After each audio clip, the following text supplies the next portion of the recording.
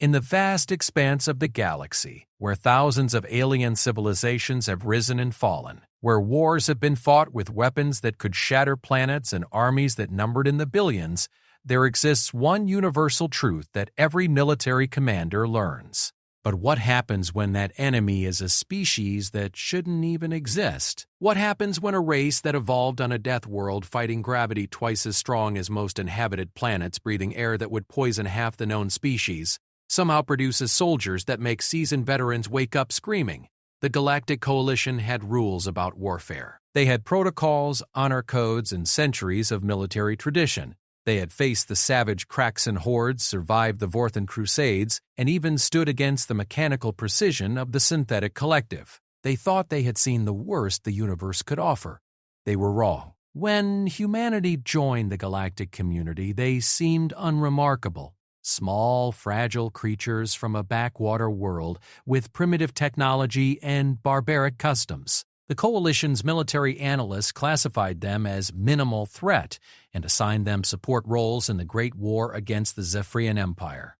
But something changed on the battlefield, something that made elite alien soldiers, warriors who had fought across 100 worlds, refuse direct engagement orders when humans were involved, something that made commanders quietly reassign entire battalions rather than risk them against human units. The whispers started in military bars on distant stations, stories that seemed too impossible to believe, tales of human soldiers who fought like they welcomed death, who turned disadvantage into victory, who made the impossible look routine, stories that made career soldiers question everything they thought they knew about warfare. This is the story of how a species that almost destroyed itself before reaching the stars became the most feared military force in the galaxy. This is the story of why, when the final battle for galactic freedom was fought, it wasn't the mighty Krauthan Guard or the legendary Vex Commandos who broke the enemy's back.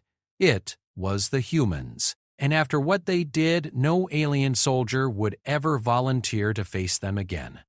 Commander Thexvar of the Galactic Coalition's 47th Assault Brigade had seen more battles than most soldiers saw in 10 lifetimes. His scarred carapace bore the marks of plasma burns from the siege of Corvain, acid scars from the toxic wars of Belthera, and the ritual marking of a warrior who had faced death and lived to tell about it. Standing nearly 3 meters tall with 4 powerful arms and natural armor that could deflect most small arms fire, he was the kind of soldier that other soldiers looked up to, which made his current situation all the more humiliating. "Sir, with respect, my troops are not comfortable with this assignment," Thexvar said, his translator struggling to convey the subtle undertones of Krauthan military protocol. Across the briefing room table, General Kazak's 6 eyes studied him with what might have been amusement. Not comfortable? Kazak's tentacles writhed slightly, a sign of either irritation or entertainment in Vorthan culture. "Commander, your brigade has faced the synthetic collective's death machines. Your soldiers have charged through fields of quantum fire, and now you're telling me they're uncomfortable working alongside, what did the intelligence reports call them, Homo sapiens?" Thexvar's mandibles clicked nervously. It wasn't that simple, and they both knew it. The humans had been part of the Coalition for barely 2 standard years, and in that time the stories that filtered back from joint operations had been disturbing. "General, it's not a question of their fighting ability," Thexvar began carefully. "The reports from the Tertian campaign speak for themselves. It's more about compatibility." Kazak's laugh was like the sound of crushing metal. "Compatibility, is that what we're calling it now?" The general activated the holographic display in the center of the room, showing a tactical overview of the Zerian system. "Commander, let me make this very simple. The Zephyrian Empire has fortified Zerion Prime with their best troops. Intelligence suggests they're using it as a staging ground for a major offensive. We have one chance to hit them before they're ready." The hologram zoomed in on the planet's surface, showing the sprawling fortress complexes and defensive installations. "The 47th will provide support for the primary assault. The humans have volunteered their 3rd Special Operations Group for point assault. Your job is to watch their backs and learn how real soldiers fight. Thexvar wanted to protest that his soldiers were real soldiers, veterans of a dozen campaigns, but something in Kazak's expression stopped him. Instead, he asked, "General, may I see the after-action reports from Tertian? I was wondering when you'd ask for those." Kazak's manipulator appendages danced over the controls, and the display changed. What you're about to see is classified at the highest levels. The footage comes from combat drones and survivor testimony. The first image showed a standard coalition assault on a Zephyrian position. Thexvar had seen similar operations hundreds of times.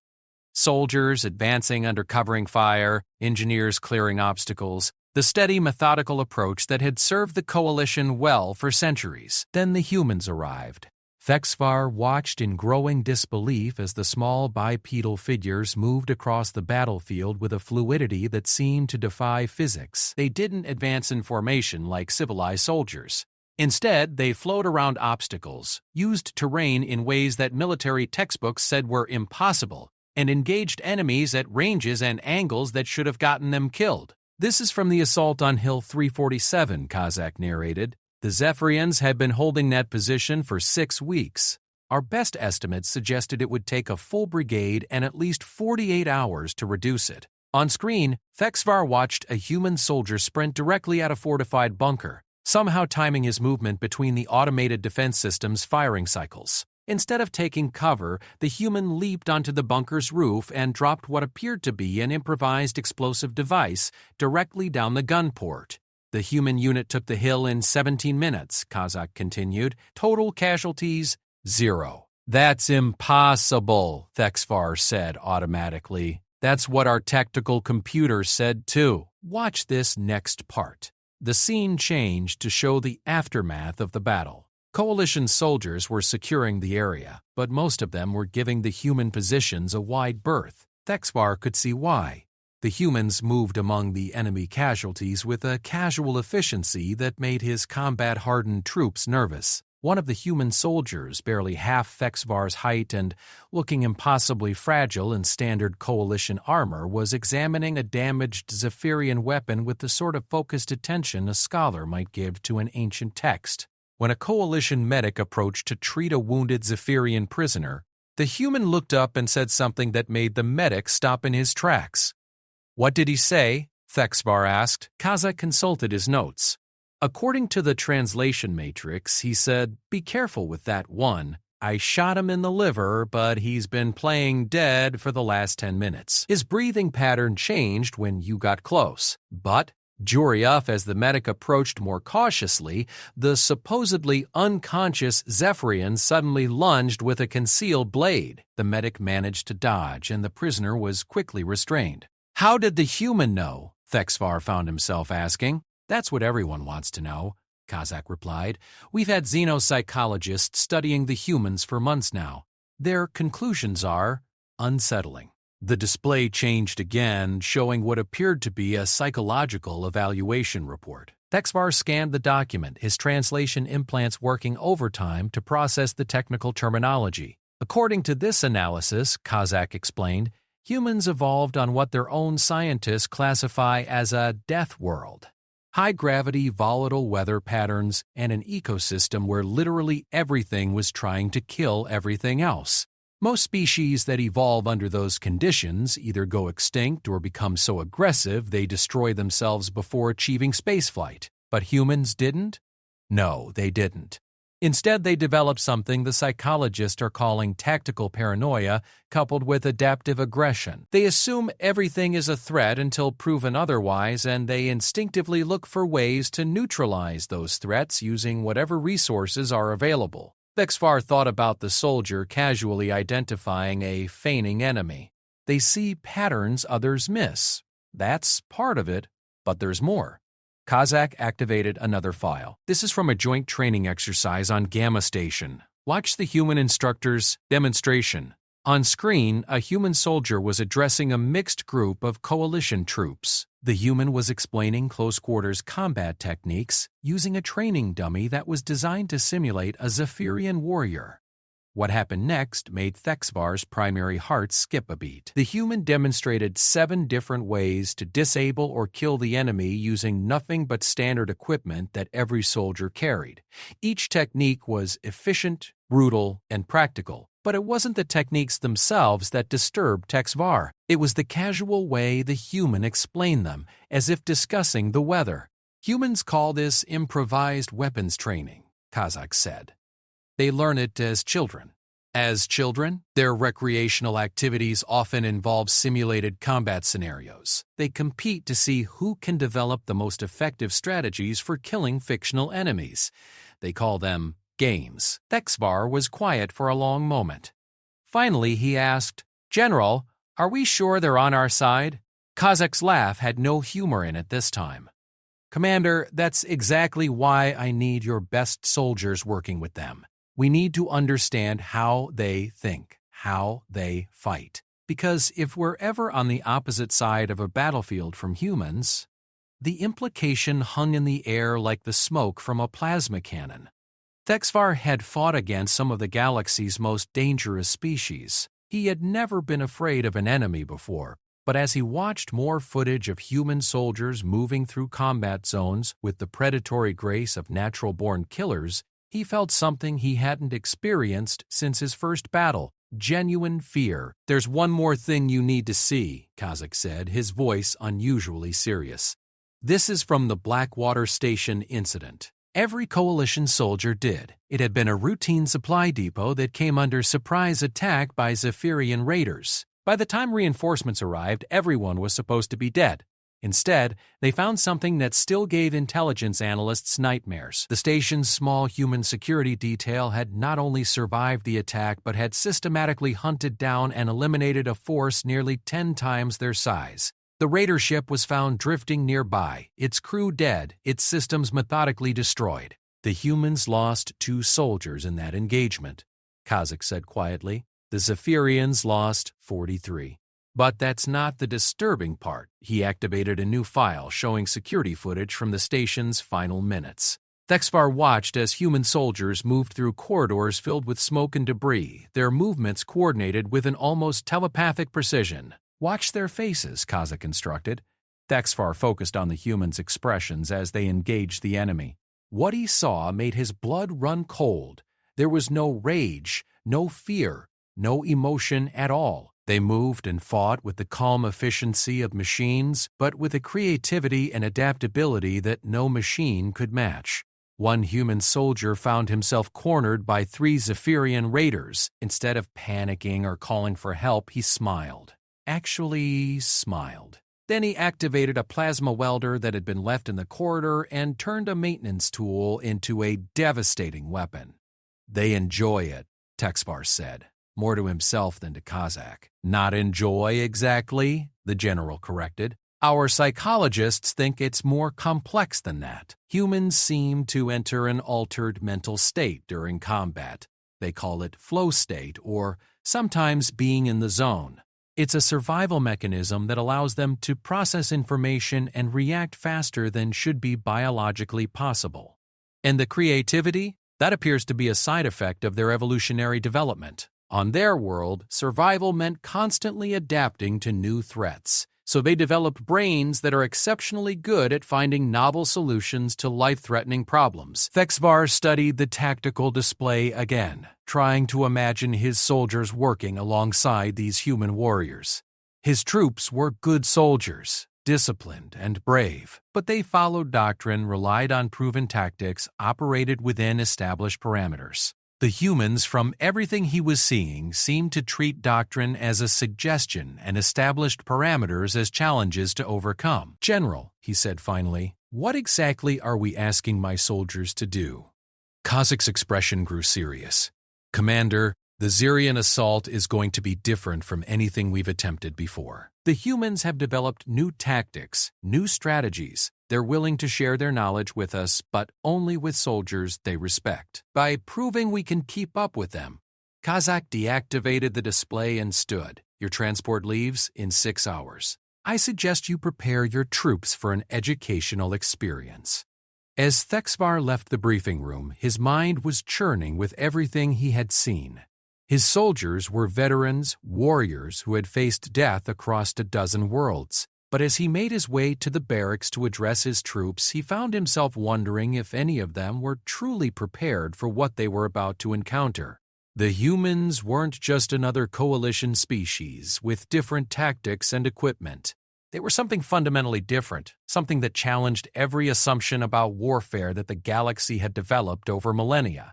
And in a few hours, his soldiers were going to have to prove they were worthy of fighting alongside them. The thought should have filled him with pride and determination. Instead, for the first time in his career, Commander Thexvar found himself hoping that the mission would be canceled. The transport ship Valiant Endeavor hummed with the quiet efficiency of Coalition military engineering as it approached the staging area for Operation Crimson Dawn. Commander Thexvar stood in the observation deck, watching the massive fleet of warships and support vessels that had assembled for the assault on Zirion Prime. It was an impressive sight by any standard, representing the combined military might of 17 different coalition species. But his attention kept drifting to a single, unremarkable vessel near the edge of the formation. The human transport ship looked nothing like the sleek, purpose-built warships surrounding it. Where coalition vessels favored flowing lines and elegant engineering, the human ship appeared to be a converted cargo hauler, its hull covered in additional armor plating and weapon mounts that seemed to have been added as afterthoughts. It looked crude, improvised, and entirely out of place among the sophisticated fleet. "Sir?" Sergeant Crickstall, Thexvar's second-in-command, approached with a data pad. "The final briefing materials have arrived. The human unit roster and tactical assessments." Thexvar accepted the pad and scrolled through the information. What he found was both more and less than he had expected. The 3rd Special Operations Group consisted of only 42 human soldiers, a tiny force compared to his own brigade of 3,000. Their equipment list was surprisingly sparse, lacking many of the advanced weapon systems that Coalition Special Forces typically employed. "Sergeant, look at this," Thexvar said, highlighting a section of the report.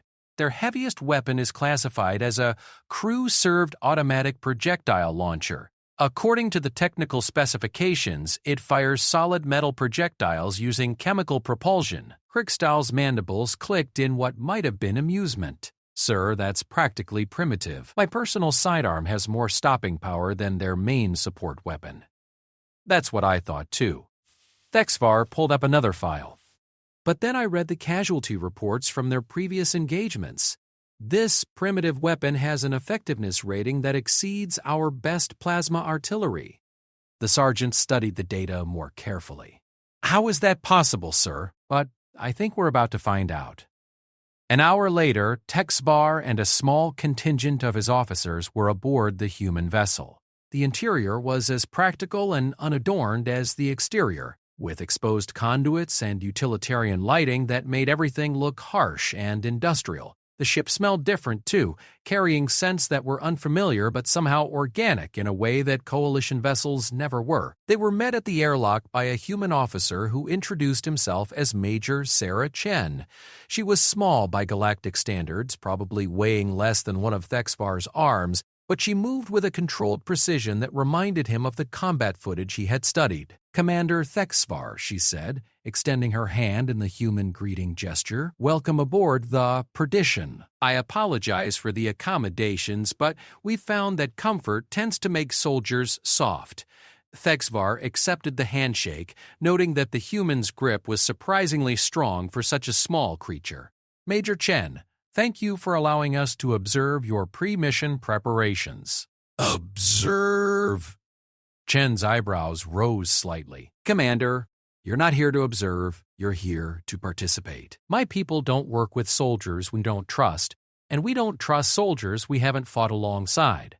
Before Thexvar could respond, they were joined by another human, this one even smaller than Chen but carrying himself with an authority that was impossible to ignore. He appeared to be one of the oldest humans Thexvar had ever seen, with gray hair and lines on his face that spoke of decades of experience.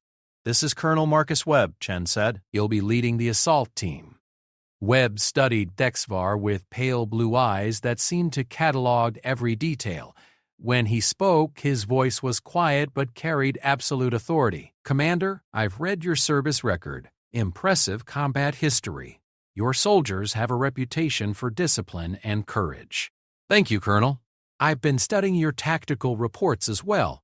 Your methods are unconventional." Webb's smile was thin. Unconventional, that's one way to put it.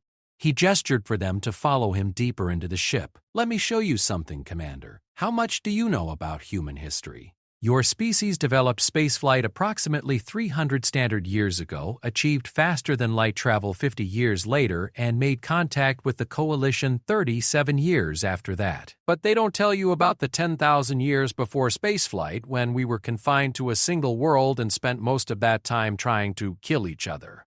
They entered what appeared to be a briefing room, though, like everything else on the ship, it was Spartanly functional. The walls were covered with tactical displays showing detailed intelligence about the Zarian system. "Human warfare," Webb continued, "evolved through necessity. We didn't have the luxury of fighting enemies who followed the same rules or used similar tactics. We fought in deserts and jungles, in cities and mountains, against enemies who might be using stone tools or advanced technology. The only constant was that everything was trying to kill us." Sergeant Crickstall spoke up. "With respect, Colonel, that could describe the military history of any species. We all faced challenges during our development." Webb nodded. "True. But most species eventually developed a dominant civilization that established rules for warfare, honor codes, acceptable tactics, limits on what weapons could be used. Humans never had that luxury. We had hundreds of different civilizations, all developing different approaches to killing each other." He activated one of the displays, showing what appeared to be historical footage of human conflicts. Thexvar watched in fascination as primitive humans employed tactics that seemed to anticipate strategies he had learned in advanced military colleges. "This is from what we call the Second World War," Webb explained. "Watch how these soldiers move through urban terrain." The footage showed human soldiers advancing through a ruined city, but their movements were unlike anything in coalition doctrine. Instead of the orderly advances that military theory demanded, they moved in small, independent groups, each one adapting to terrain and threats in real time. No communication devices. How do they coordinate? They don't, not in the way you're thinking. Each soldier knows the mission objective and is trained to make decisions independently. They coordinate through observation and adaptation, not through command structure. Thexvar found this deeply disturbing. But without central command, how do you maintain unit cohesion? How do you prevent soldiers from working at cross purposes? "By selecting soldiers who think the same way," Chen answered. "Our training doesn't just teach tactics and weapon use, it teaches a particular way of approaching problems. By the time a soldier joins a unit like ours, they've internalized not just what to do, but how to think about what to do." Webb switched the display to show more recent footage, this time from the Coalition conflicts. "This is from the Tertian campaign. Watch how our soldiers integrate with Coalition forces." This area saw immediately what had made his fellow commanders uncomfortable. The human soldiers didn't just fight alongside coalition troops. They anticipated their needs, covered their weaknesses, and enhanced their strengths in ways that seemed almost supernatural. In one sequence, a coalition squad was pinned down by enemy fire from a fortified position. The standard response would be to call for artillery support or wait for heavy weapons to be brought forward. Instead, a single human soldier appeared on the enemy's flank, having somehow circled around through terrain that tactical computers had marked as impassable. "How did he know to go there?" Thexvar asked. "He didn't know," Webb replied. "He saw that his allies were in trouble, assessed the situation, and took the action that seemed most likely to help. The specific route he chose was improvised based on real-time conditions. But the tactical analysis software would have identified that approach as impossible. The terrain sensors showed, Commander, Chen interrupted gently, human soldiers don't rely entirely on sensor data. We use our own senses, our experience, our intuition. Sometimes the impossible route is impossible for sensors to detect, not impossible to traverse. Webb activated another display, this one showing the current intelligence on Zirion Prime. Which brings us to our current mission. The Zephyrians have fortified this world using standard galactic defensive doctrine. Their positions are placed to counter conventional coalition assault tactics. The holographic display showed a complex network of defensive installations, each one positioned to provide overlapping fields of fire and mutual support. It was a textbook example of defensive engineering, designed to channel attacking forces into predetermined killing zones. How do you plan to approach this? Thexvar asked. We don't, Webb said simply. Not in the way you're thinking. We're going to let the Zephyrians' own defenses work against them. Before Thexvar could ask what that meant, alarms began sounding throughout the ship. Chen checked her communication device and nodded to Webb. Final approach to the insertion point, she announced. Time for the real briefing. They moved to what was obviously the ship's combat information center. Unlike Coalition CICs, which were typically spacious areas filled with sophisticated displays and control stations, the human version was cramped and utilitarian. But every surface was covered with information, and the handful of human operators seemed to be processing data at an incredible rate. Target analysis, Webb called out. Sir, Zephyrian defensive positions confirmed as per intelligence reports, one of the operators responded. 12 primary strongpoints, estimated garrison of 4,000 troops, heavy weapons emplaced at all major approaches. Visibility will be reduced by approximately 60% in 4 hours, down to near zero in 7 hours. Perfect. Webb turned to Thexvar. Commander, this is where coalition doctrine and human tactics diverge. Your standard approach would be to wait for clear weather, bring up heavy artillery, and systematically reduce each defensive position. That is the proven method, yes. And it would work eventually. But it would cost thousands of casualties and take weeks to complete. The Zephyrians know this, which is why they chose this defensive strategy. They're counting on us to follow doctrine. Chen stepped forward, pointing to the tactical display. Instead, we're going to insert during the worst of the storm, when their sensors are degraded and their visibility is minimal. Small teams will infiltrate their perimeter and begin disrupting their communications and supply lines. In a storm that will also degrade our own capabilities, Krickstall pointed out. That's where human sensory adaptation comes in, Webb explained. Humans evolved to hunt and survive in conditions where our primary sensors were compromised. We developed the ability to navigate using sound, smell, and touch in ways that other species find difficult to understand. An operator called out from across the room. Sir, Coalition Command is requesting confirmation of our assault timeline. They're concerned about weather conditions. Tell them we're proceeding as planned, Webb replied. Then he turned back to Thexvar. Commander, this is your decision point. Your soldiers can remain with the main force and participate in the conventional assault, or they can come with us and learn how we fight. But if they come with us, they follow our rules and our methods. Thexvar looked around the cramped combat center, taking in the quiet confidence of the human operators, the casual way they discussed what any other military would consider a suicide mission. Everything he had learned about warfare told him that Webb's plan was reckless, dangerous, and likely to result in heavy casualties, but everything he had seen of human combat effectiveness suggested that maybe, just maybe, they knew something that the rest of the galaxy didn't. What would you need from my soldiers? He asked. Flexibility, Chen answered immediately. The ability to follow orders without understanding the complete tactical picture. The willingness to trust human judgment even when it contradicts their training. And, in return, Webb's smile was sharp as a blade. In return, Commander, your soldiers will see how wars are really won. As if summoned by his words, another human appeared in the doorway. This one was younger than Webb or Chen, but carried herself with the same predatory grace that seemed to characterize all human soldiers. She was covered in what appeared to be specialized equipment, including weapons that Thexvar didn't recognize. Colonel, she said, advance reconnaissance confirms intelligence reports. Zephyrian positions are exactly where we expected them to be. Good. Any surprises? Just one, sir. They've got some kind of new sensor array we haven't seen before. It's not in the intelligence files. Instead of concern, Webb's expression showed something that looked almost like pleasure. Interesting. New technology means new tactical problems to solve. Commander, you're about to see why other species find human soldiers so unsettling. We don't fear the unknown. We're excited by it. Dub and shuddered as it descended through the storm toward Xerion Prime's surface. Inside the cramped passenger compartment, Thexivar tried to maintain his composure while his stomach rebelled against the violent motion. Around him, 20 of his best soldiers gripped their restraint harnesses and fought their own battles against motion sickness. The humans, by contrast, seemed completely unaffected by the turbulence.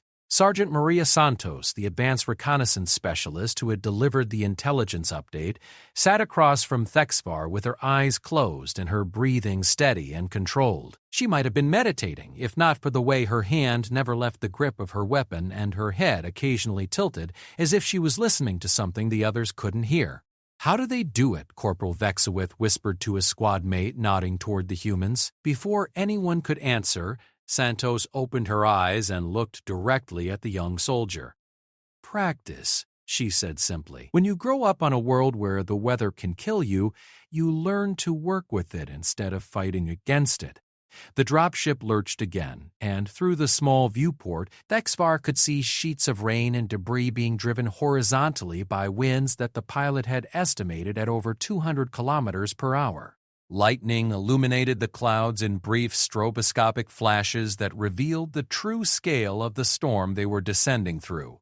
"Contact in 30 seconds, the pilot announced over the comm system. "Landing zone is hot. Zephyrian patrols reported in the area." Colonel Webb, who had been silent for most of the descent, suddenly came alive with focused energy. "Listen up," he called out, his voice easily audible over the storm. "The moment we hit ground, we're in enemy territory. Standard coalition rules of engagement are suspended. You see a Zephyrian, you kill him. You see movement in the shadows, you investigate with extreme prejudice. You hear something that doesn't sound right, you trust your instincts." Thexivar felt his combat instincts sharpening despite his discomfort. "Colonel, what about prisoners?" "Coalition doctrine requires—" "Commander," Webb interrupted. "Coalition doctrine was written for civilized warfare between species that follow similar rules. The Zephyrians execute prisoners and use captured equipment to set traps for rescue teams. Tonight, we're playing by their rules." The dropship touched down with a bone-jarring impact that threw everyone against their restraints.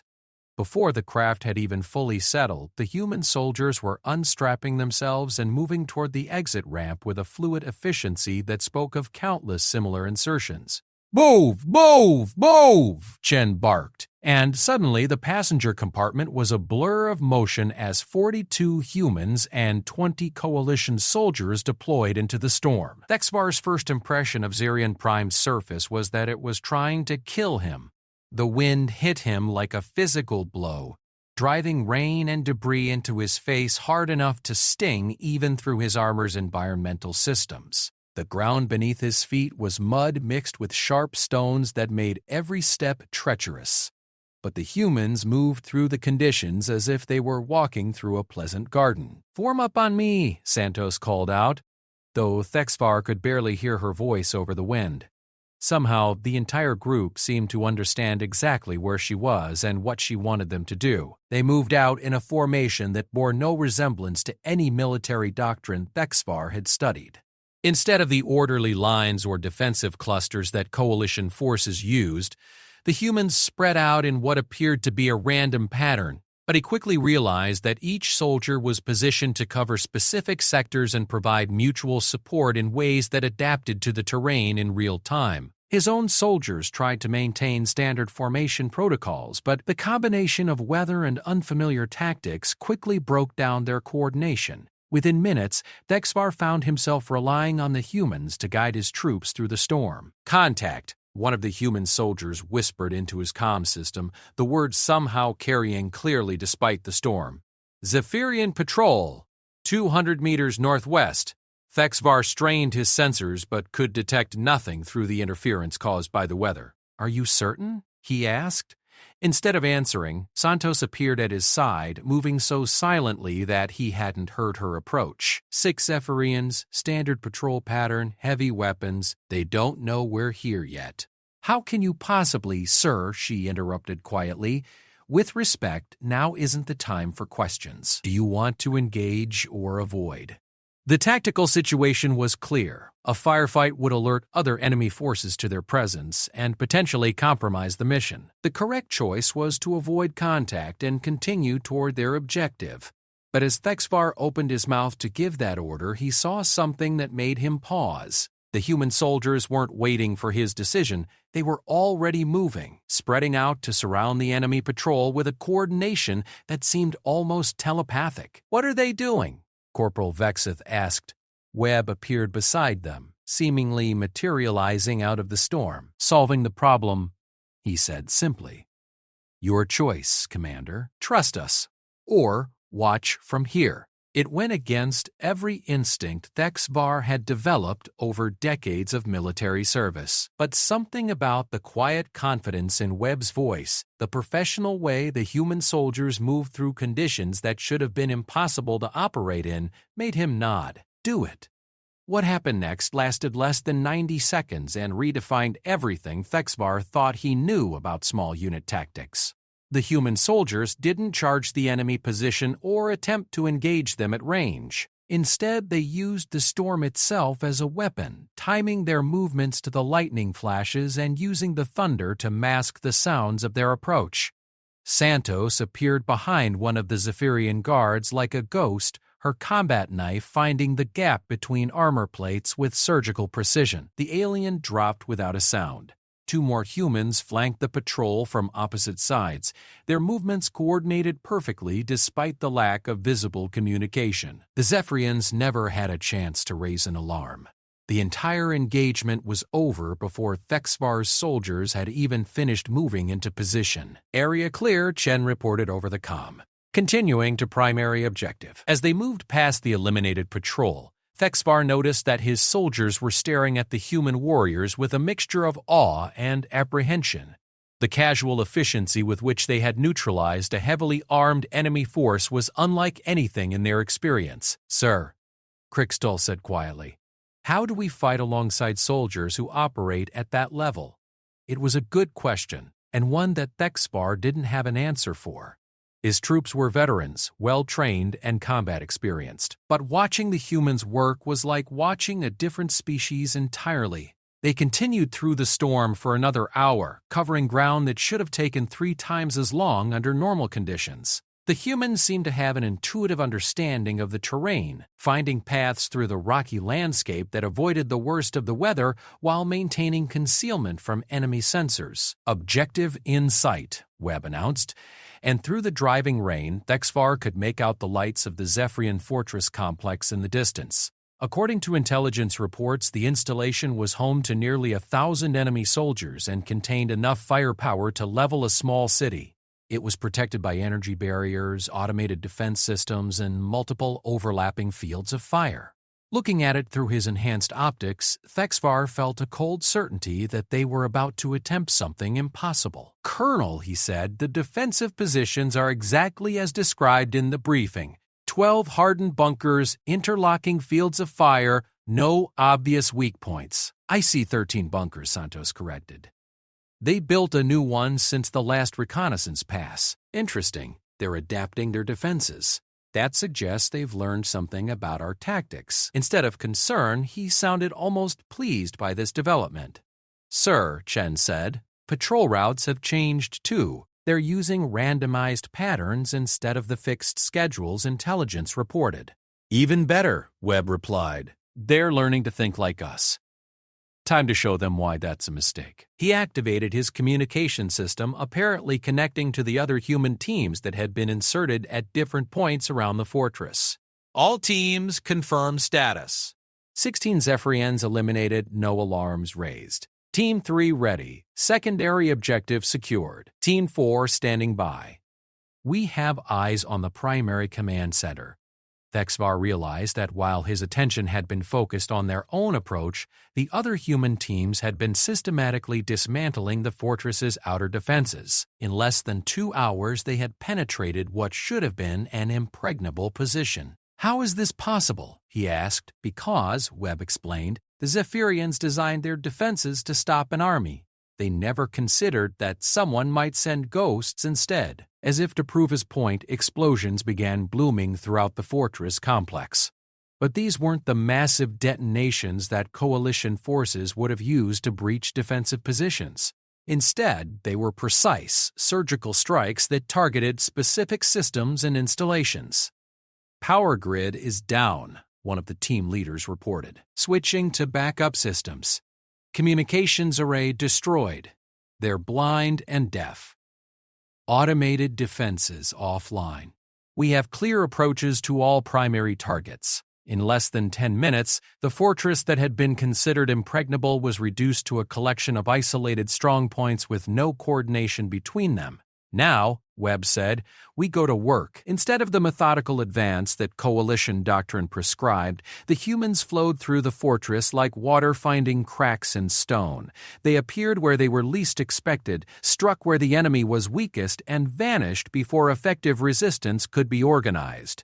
His own soldiers tried to keep up, but it quickly became clear that they were observers rather than participants. The humans moved through the complex with an intimate knowledge of close-quarters battle that turned every corridor into a potential killing ground and every room into a trap. "Sir," Vexith whispered as they watched a human soldier single-handedly clear a bunker that should have required a full squad assault, "are we even needed here?" Before Thexvar could answer, Santos appeared beside them again. "Actually, yes," she said. "We need you to secure the prisoners." "Prisoners? The Zephyrians are surrendering faster than we can process them. Turns out that when their command structure collapses and they lose contact with their units, they don't know how to adapt. They're trained to follow orders, not to think independently." It was true. As they moved deeper into the fortress, Thexvar saw increasing numbers of Zephyrian soldiers who had simply stopped fighting once their officers were eliminated and their communications were cut. They stood in corridors and rooms, weapons lowered, waiting for someone to tell them what to do. "Coalition doctrine," Webb explained as they passed another group of confused enemy soldiers, "assumes that your opponents will continue fighting until they're physically unable to do so. Humans learned long ago that most creatures will give up if you remove their ability to understand the situation." "Psychological warfare," Thexvar said, finally understanding.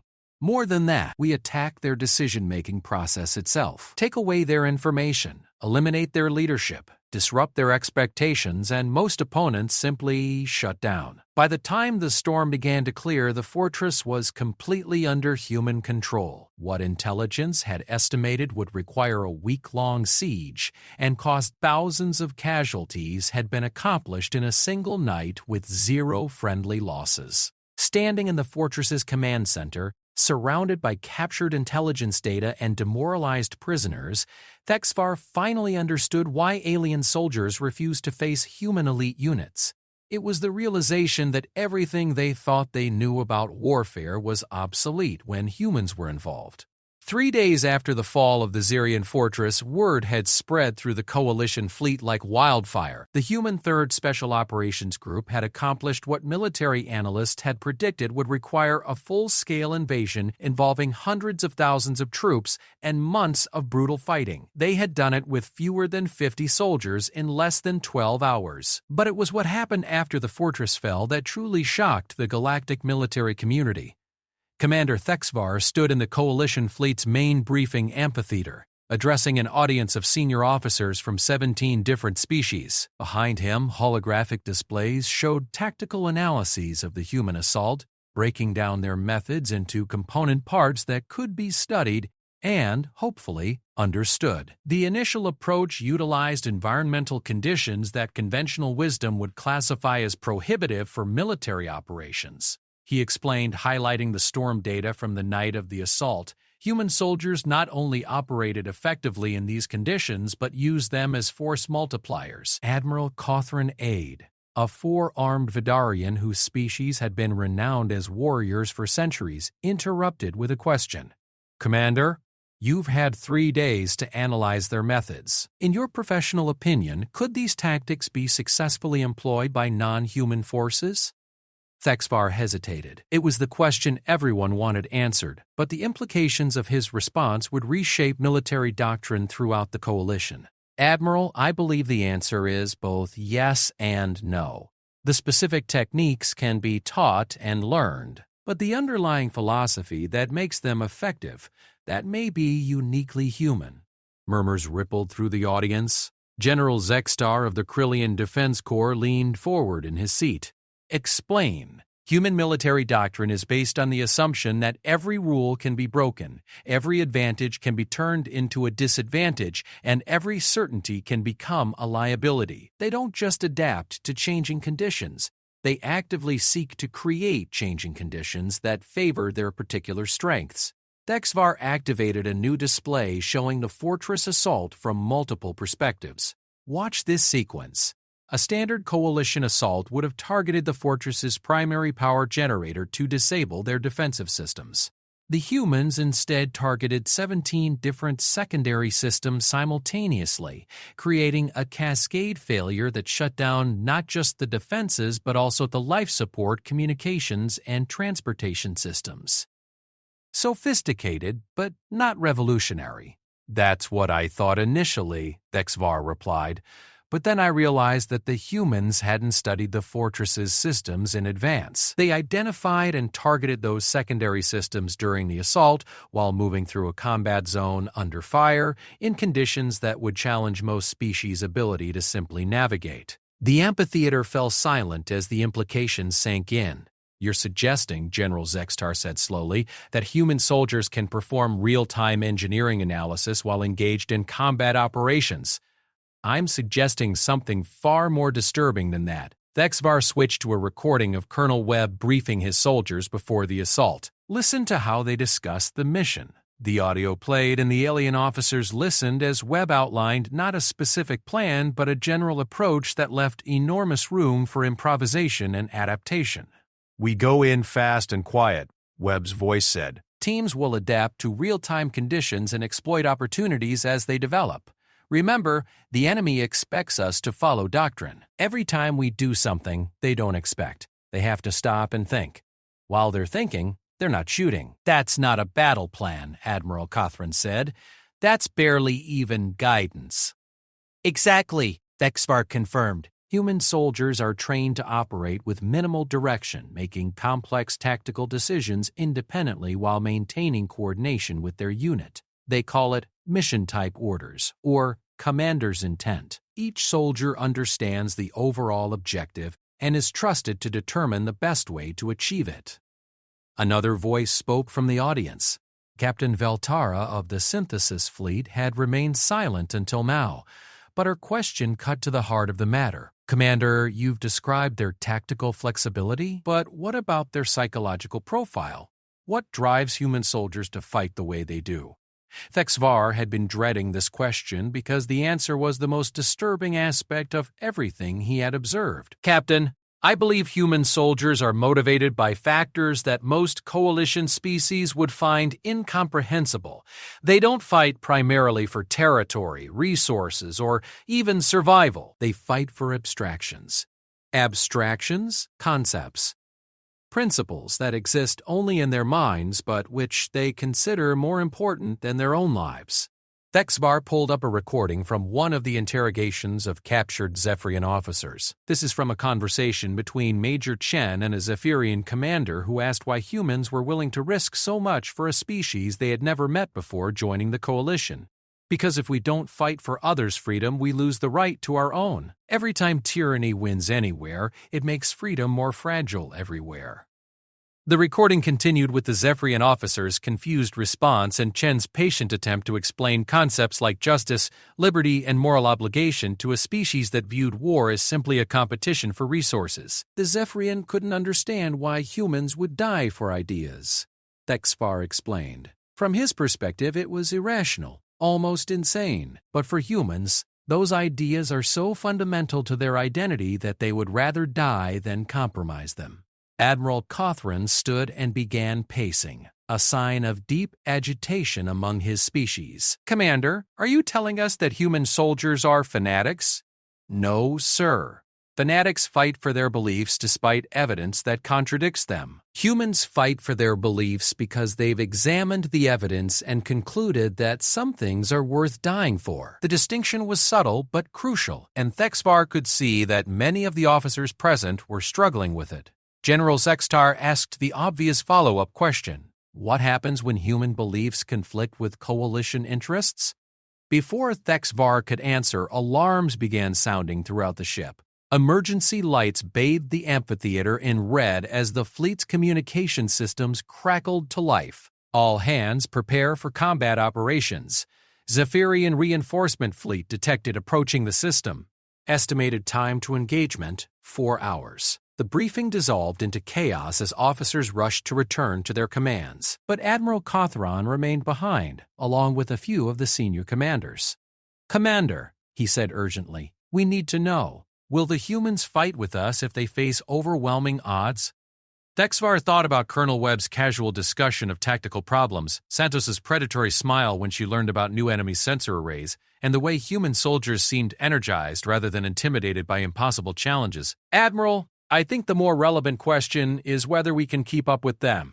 An hour later, Thexvar was back aboard the human ship Perdition, watching as the 3rd Special Operations Group prepared for what intelligence estimated would be a hopeless battle. The Zephyrian reinforcement fleet consisted of nearly 200 warships, including several dreadnoughts that outclassed anything in the Coalition fleet. But the human soldiers were not preparing for a last stand. Instead, they were planning an attack. "The way I see it," Colonel Webb explained to the assembled Coalition commanders, "we have about 3 hours before they arrive. That's enough time to take out their forward scouts, capture their intelligence data, and prepare a few surprises for the main fleet." "Colonel," Admiral Cothran said carefully, "our combined fleet has perhaps a 30% chance of survival in a direct engagement. We should be planning defensive positions, not offensive operations. Admiral, defensive positions are where armies go to die. Offense is how wars are won." He activated a tactical display showing the approaching enemy formation. "The Zephyrians are approaching in a standard battle line formation, which tells us they expect a conventional engagement. Their scouts are using predictable search patterns, which means we can intercept them without being detected by the main fleet." "And then what?" General Zextar demanded. "Even if we eliminate their scouts, we're still outnumbered 10 to 1. Then we make sure the battle isn't fought on their terms," Chen replied. "The Zephyrians have superior numbers and firepower, but they also have a rigid command structure and standardized tactics. They expect us to meet them in open space and exchange fire until one side is destroyed. Instead," Webb continued, "we're going to fragment their formation, isolate their command ships, and force them to fight a dozen separate battles instead of one large one." Thexvar found himself leaning forward despite his skepticism. "How?" "By doing what we do best, Commander, by making them think they understand the situation right up until the moment we prove them wrong." What followed was a planning session unlike anything Thexvar had ever witnessed. Instead of the careful, methodical process that coalition forces use to develop battle plans, the humans engaged in what they called red team analysis, actively trying to find flaws in their own strategy and develop contingencies for scenarios that seemed impossibly unlikely. "What if they don't follow standard formation protocols?" one human officer asked. "Then we adapt," Santos replied. "If they spread out, we concentrate our forces and defeat them in detail. If they maintain formation, we use their coordination against them." "What if they have new technology we haven't seen before?" "Then we figure out how to turn it into a weapon," another human answered. "Every advantage can become a liability if you approach it the right way." They didn't just accept uncertainty. They embraced it as an opportunity. Where other species saw chaos and unpredictability as threats to be minimized, humans saw them as tools to be exploited. "Admiral," Webb said, turning to Cothran, "we need your fleet to do something that goes against every instinct of military command, which is, we need you to scatter, break formation, divide your forces, and make it look like you're retreating in panic." The suggestion drew shocked protests from several coalition officers, but Cothran silenced them with a gesture. "Explain?" The Zephyrians will see a broken coalition fleet and assume they've already won. They'll pursue individual groups instead of maintaining their formation. Once they're spread out and committed to separate engagements, we'll have the tactical flexibility we need to defeat them. Webb's expression. Webb's expression grew serious. Then we'll die fighting, and at least we'll take as many of them with us as possible. The simplicity of his answer, the matter-of-fact way he acknowledged the possibility of death while remaining focused on the mission, seemed to crystallize something for the coalition officers present. "Very well," Admiral Cawthron said after a long moment. "We'll follow your plan. But I want to understand something first. Why are you willing to risk everything on a strategy that has never been tested?" Colonel Webb looked around the room at the assembled officers from a dozen different species, soldiers who had fought across the galaxy for causes they believed in. "Because," he said quietly, "that's what humans do. We look at impossible situations and find ways to make them possible. We've been doing it for 10,000 years, and we're not going to stop now." As the meeting broke up and the various commanders returned to their ships, Thexavar remained behind for a moment. "Colonel," he said, "I need to ask you something. Are you afraid?" Webb considered the question seriously. "Commander, I'm terrified. Every human soldier in this fleet is terrified. Fear keeps you alive, keeps you sharp, makes you think about things you might otherwise miss. Then why do you seem so confident?" "Because fear and confidence aren't opposites. They're partners. Fear tells you what's at stake. Confidence tells you what you're capable of. Together, they tell you what's worth fighting for." As Thexvar returned to his own ship, he found himself thinking about Webb's words. He had spent decades learning to manage fear, to minimize its effects on his decision-making. But the humans seemed to have learned something different. How to use fear as a tool. How to let it sharpen their focus rather than cloud their judgment. In 3 hours, they would face impossible odds against an enemy that should, by all reasonable analysis, destroy them. But for the first time in his career, Commander Thexvar found himself believing that impossible didn't mean the same thing to humans as it did to everyone else. The Battle of Zerion Prime would be studied in military academies across the galaxy for generations to come. Not because of its strategic importance, but because it fundamentally changed how every species understood the nature of warfare itself. Commander Thexvar watched from the bridge of his cruiser Righteous Fury as the Zephyrian fleet approached in perfect formation, their massive dreadnoughts leading the way like ancient sea beasts moving through dark water. The enemy formation was a thing of terrible beauty, representing centuries of military evolution and the combined might of one of the galaxy's most aggressive civilizations. "Enemy fleet numbers confirmed," his tactical officer reported. 217 vessels, including 12 Dreadnought-class battleships. "They're maintaining standard approach formation. Coalition fleet status?" Thexvar asked. "All ships report ready, sir." "But," the officer hesitated, "Sir, our formation doesn't match any recognized battle doctrine." Thexvar understood the confusion. Instead of the orderly battle lines that galactic warfare demanded, the Coalition fleet was scattered across the system in what appeared to be random clusters. Some groups contained as few as 3 ships, while others had dozens. To any observer, it looked like a force in complete disarray, which was exactly what Colonel Webb had intended. "Sir," the communications officer called out, receiving transmission from the human vessel Perdition. "Colonel Webb requests permission to begin preliminary operations." "Granted," Thexvar replied, though he still wasn't entirely sure what those operations would entail. What happened next would later be called the Ghost Strike by military historians, though the humans themselves simply called it reconnaissance in force. Long-range sensors detected the destruction of the Zephyrian scout ships, but no one saw how it happened. One moment the enemy scouts were probing the edges of the system, and the next moment they were debris fields expanding silently into space. The Zephyrian fleet hadn't even realized they were under attack until their forward elements simply ceased to exist. How did they do that? Thexvar's tactical officer asked, staring at sensor readings that showed no Coalition vessels anywhere near the destroyed scouts.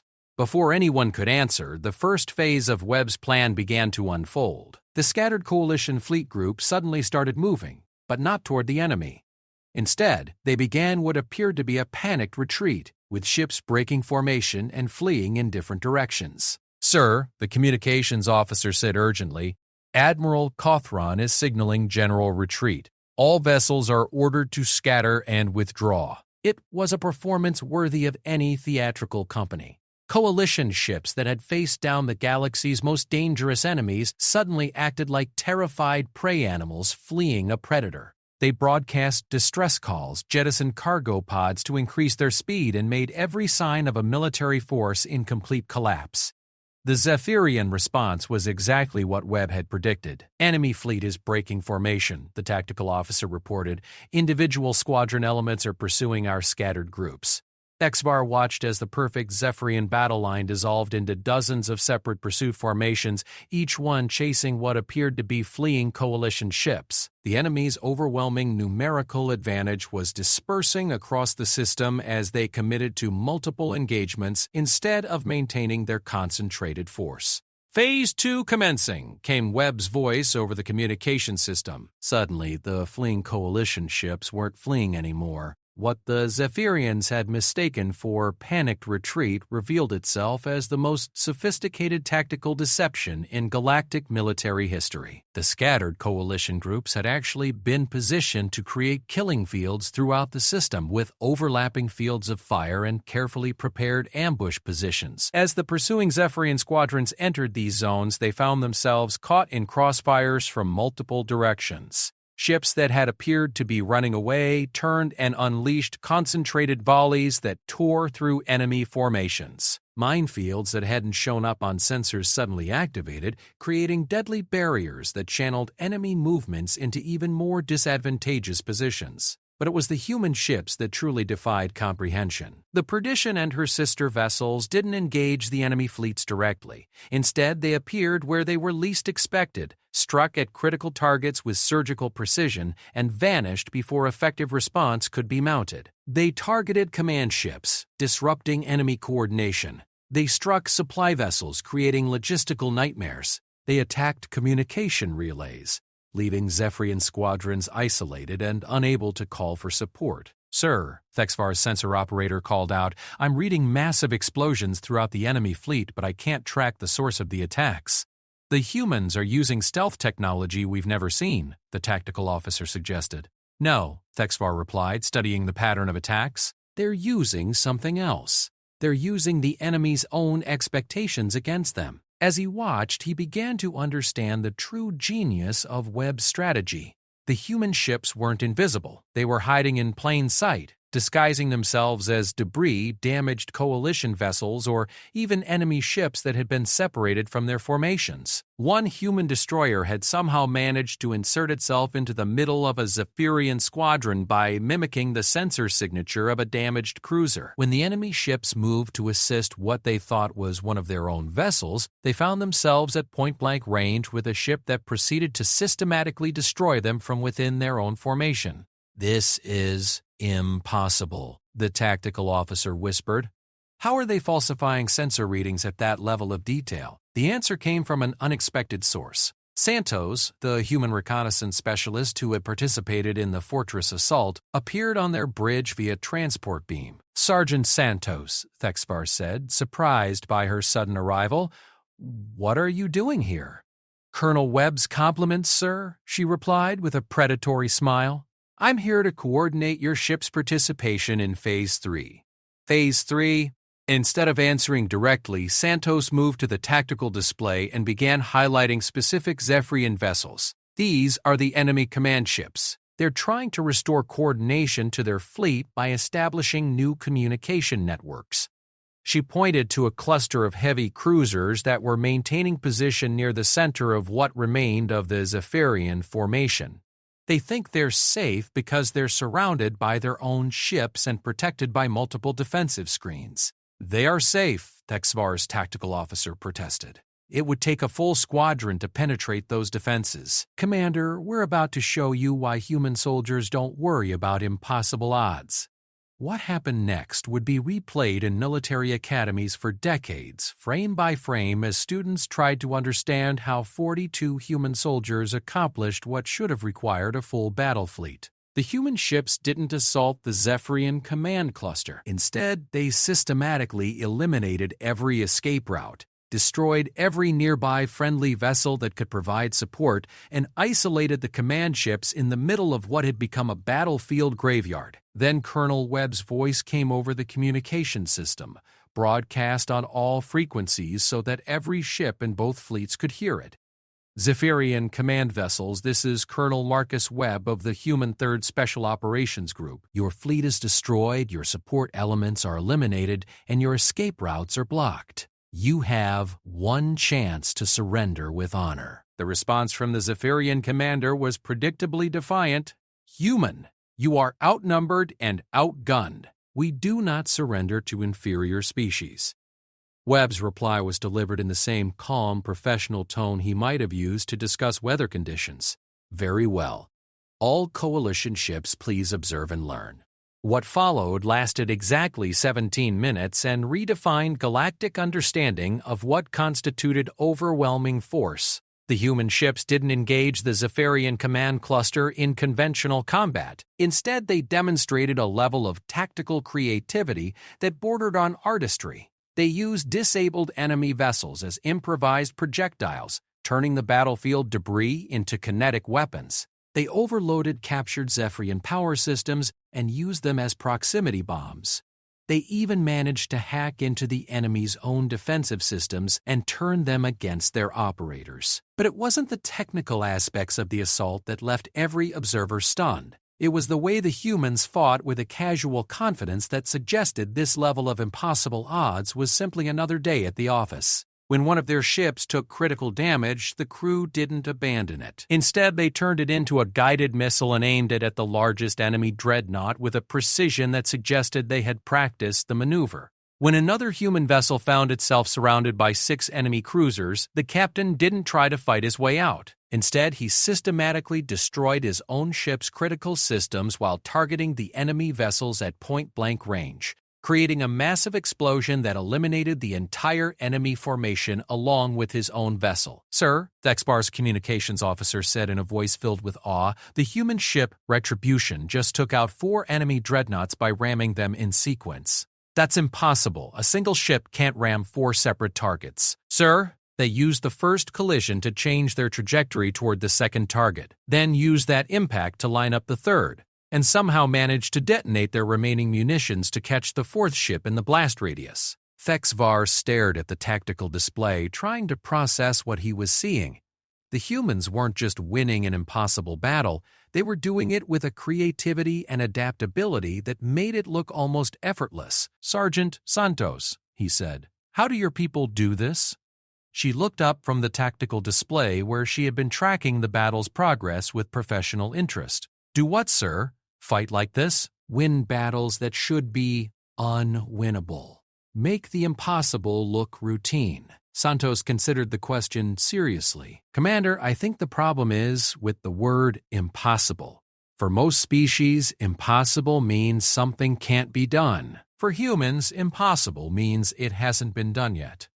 The battle was effectively over, though scattered fighting continued for another hour as the surviving Zephyrian ships either surrendered or were systematically hunted down by coalition forces that were no longer pretending to retreat. When the final tally was completed, the results were almost too extraordinary to believe. The Zephyrian fleet had been completely destroyed with minimal coalition casualties. The humans had lost 3 ships and 37 soldiers, losses that they treated as acceptable rather than tragic. But it was the aftermath of the battle that truly demonstrated why alien soldiers would never again volunteer to face human elite units. In the week that followed, word of the Battle of Zirion Prime spread throughout the galaxy. The tactical recordings were analyzed by every major military power, and the conclusions were universally the same. Human military capabilities had been drastically underestimated. Within a month, the Zephyrian Empire, which had been one of the galaxy's most aggressive civilizations, sued for peace. Not because they lacked the resources to continue fighting, but because their military commanders refused to engage human forces. Other hostile species quickly followed suit. The Kraxan hegemony recalled their fleets from occupied territories. The Vorthan Crusaders abandoned their expansion campaigns. Even the synthetic collective, which had no concept of fear, began avoiding systems where human forces were present. The reason, as Commander Thexfar explained in his final report to Coalition Command, wasn't fear of death. Soldiers across the galaxy had always accepted that death was a possibility in combat. It was fear of irrelevance. The humans had demonstrated that conventional military thinking was obsolete when facing an enemy that refused to accept conventional limitations. They had shown that numerical superiority, technological advantages, and tactical expertise meant nothing against opponents who could rewrite the rules of engagement in real time. Most disturbing of all, they had done it while treating the impossible as merely improbable. 6 months later, Thexfar received orders to report to the newly established Human Coalition Joint Training Facility. His mission was to help develop new tactical doctrines that incorporated human military philosophy into coalition forces. As he prepared to depart for his new assignment, he reflected on everything he had learned during his time with the 3rd Special Operations Group. The humans had not just changed galactic warfare, they had changed the way every species thought about what was possible in conflict. They had taken the most fundamental assumptions about military science and proven them wrong through nothing more than imagination, adaptability, and an absolute refusal to accept defeat. And perhaps most importantly, they had done it not as conquerors or destroyers, but as protectors. Every impossible victory they achieved was in defense of freedom, justice, and the right of all species to determine their own destiny. That, Thexfar realized, was what made them truly dangerous. They weren't fighting for territory or resources or dominance. They were fighting for ideas that couldn't be conquered, principles that couldn't be destroyed, and values that made every sacrifice meaningful. Any enemy could defeat an army, but how do you defeat an idea that turns ordinary soldiers into legends and makes the impossible seem inevitable? The galaxy would spend the next century trying to answer that question, while human soldiers continued to prove that for them there was no such thing as impossible, only problems that hadn't been solved yet.